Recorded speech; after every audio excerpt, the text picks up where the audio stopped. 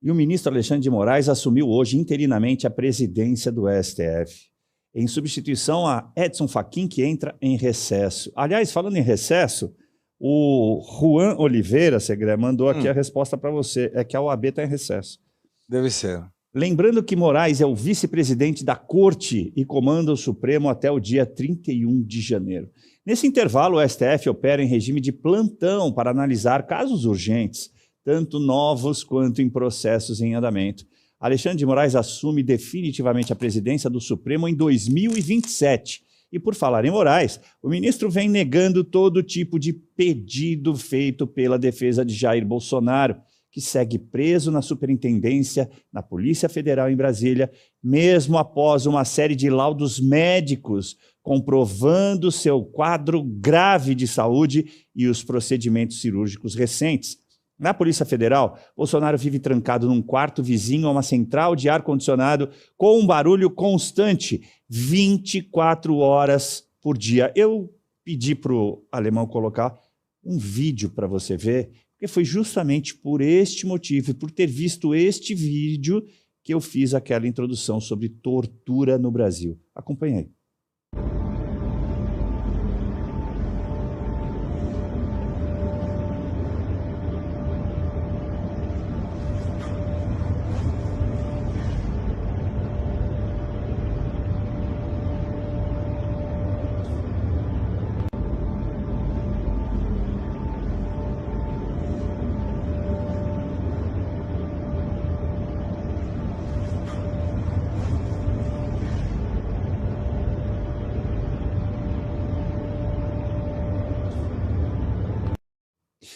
Vamos fazer uma reflexão juntos aqui. Eu vou pedir para você me acompanhar nesse pensamento. O vídeo tem, acredito, aí 30 segundos. Eu acredito, daqui, que deva ter te incomodado, porque quando a gente está acompanhando qualquer programa e alguém coloca um vídeo como esse, que não tem nada, não tem uma pessoa, não tem uma fala, não tem nada escrito, não tem uma musiquinha, incomoda. Agora, pense no seguinte, você está ouvindo do seu celular, que você pode regular o volume. Independentemente da quantidade de decibéis desse volume, o fato é que ele é ininterrupto. Ou seja, ele fica 24 horas por dia. Bolsonaro fica 22 horas preso nessa sala, nesse cubículo. Ou seja, ele não tem como se livrar desse ruído. É por isso que eu coloquei para você o que define tortura no Brasil, pela Lei 9.455 de 1997, que você pode procurar no Google se você perdeu. Ou então volta aqui no programa, pega do início e olha lá que a gente colocou na tela para você. O artigo 1º e seus 2 incisos que classificam, conceituam o que é ou que seja tortura no Brasil. Começo contigo, João, que é advogado também. O que é possível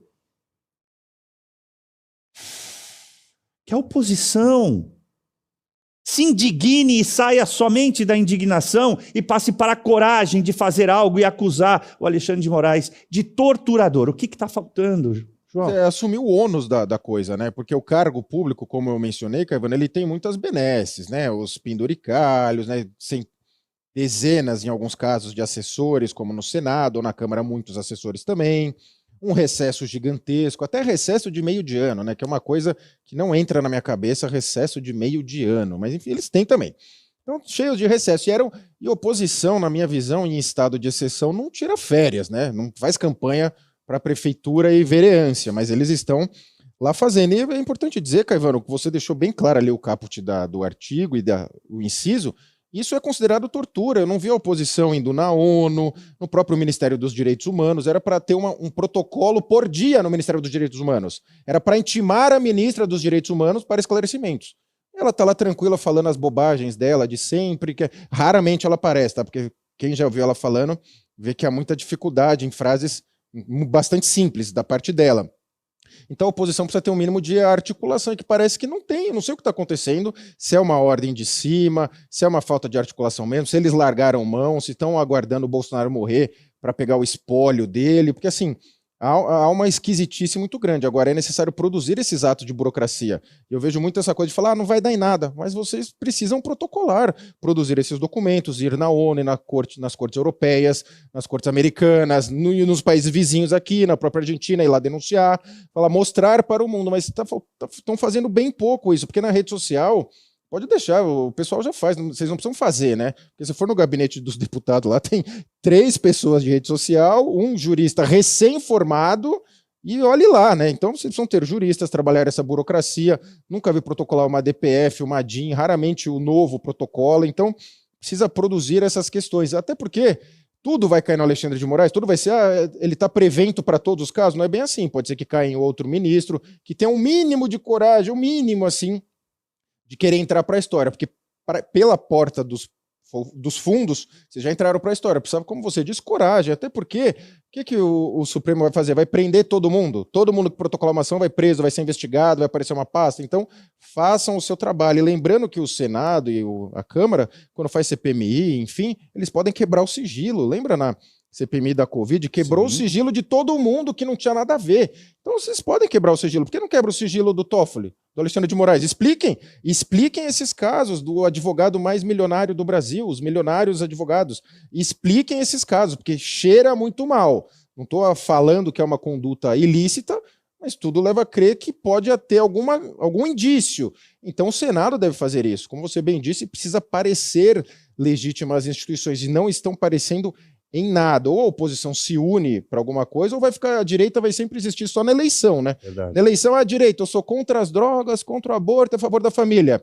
E a direita vai lá dar uma votação expressiva. A pessoa entra no sistema, não sei o que acontece, né? Dá uma reviravolta lá e começa a votar lei feminista, começa aumento de fundão, começa um monte de coisa e fala, peraí, mas na eleição você falou uma coisa.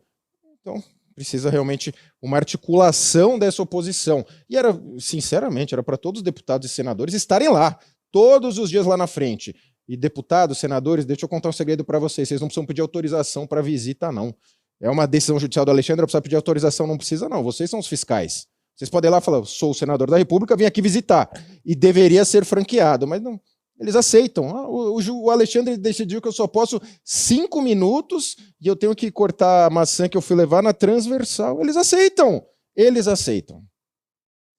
Segré, eu ia começar de uma outra forma, mas até em virtude do comentário do Bellucci, eu vou te dizer o seguinte, e te passar a palavra, evidentemente. Muitos deles se elegeram com o nome Bolsonaro. E ele parece abandonado, sofrendo esse tipo de tortura que a gente mostrou aí, que nos indigna, e como você muito bem disse, João, eles têm prerrogativa para fazer algo e estão se negando a fazer o que me parece, Segré. Isso é muito grave. Eu não sei se estão se negando ou tem algum morto no armário e não querem puxar essa gaveta para Alexandre de Moraes. É a única explicação. Mesma coisa ao Columbre, tem 43 pedidos de impeachment contra o ministro Alexandre de Moraes. Isso não quer dizer que o ministro seja culpado, mas merece uma investigação.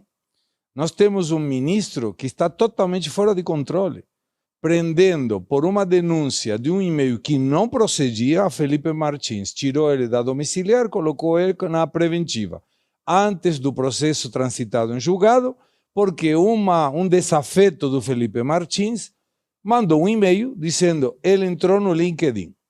Aí foi provado pela defesa de Felipe Martins que não teve nenhum acesso ao LinkedIn. O que o ministro fez? Que tomou a determinação de prender sem provocação da PGR.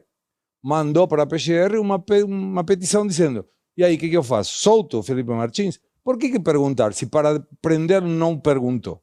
Poderia soltá-lo. Aí a PGR até agora parece que não se manifestou. Estamos falando de Felipe Martins. Voltamos a Bolsonaro agora. Quando Bolsonaro teve um problema de saúde, que ficou 24 horas para ser autorizado a ir ao hospital, devemos lembrar que não é o juiz que determina esse atendimento médico. Deveria ser o diretor responsável pela Superintendência da Polícia Federal em que o Bolsonaro está, porque a responsabilidade é dele. E se o dia de amanhã, e tomara Deus não permita, alguma coisa acontece com Bolsonaro, quem vai responder na justiça é esse diretor, que previu a impossibilidade de ser atendido. E vamos trazer outro exemplo. Quando o presidente Lula caiu para trás, cortando a unha, eu nunca vi isso, te juro, porque geralmente a gente corta a unha para frente, não para trás. Ninguém corta a unha para trás, mas ele caiu para trás, golpeou a cabeça, bateu... Não, sério. Você corta a unha para frente, nunca corta a unha para trás. Sabe que o pé ou a mão esteja para trás.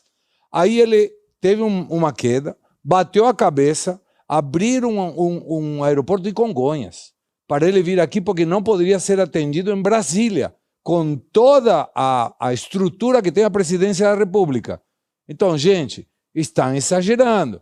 Vai ter um problema de saúde Bolsonaro, estão expondo o presidente, estão torturando o presidente, não dá para dormir desse jeito e ninguém faz porcaria nenhuma. Pô, coloca a calça comprida e vai defender o Bolsonaro, pô. Fiquem lá na frente. Só fiquem lá na frente. Fiquem lá na frente falando, é ilegal. Pelo menos uma frase em conjunto, né? Porque, igual eu tava comentando esses dias, aquela musiquinha patética, asquerosa e lamentável do recua, fascista, recua. A direita precisa de uma dessa. Exatamente. Precisa ter um símbolo. As pessoas se movem pelo símbolo. Então, põe uma faixinha lá, ditadura nunca mais, estado de exceção, qualquer coisa. Nem isso tem.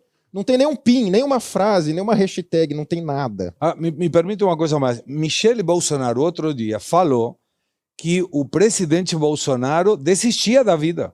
Ele falou, eu quero que isso termine.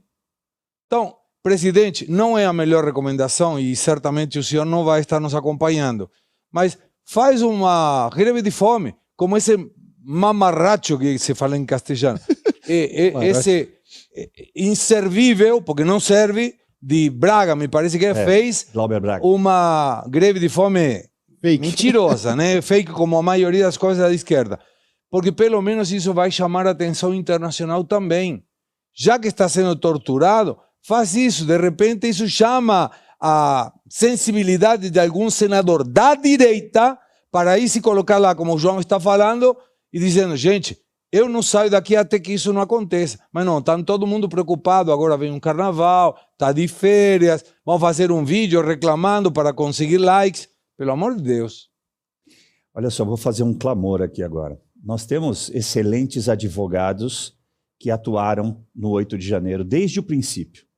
E nós temos também a Defensoria Pública da União, que fez até relatório para poder notificar ao Ministério dos Direitos Humanos, que a gente um dia teve, sobre as condições que estavam os presos políticos do 8 de janeiro.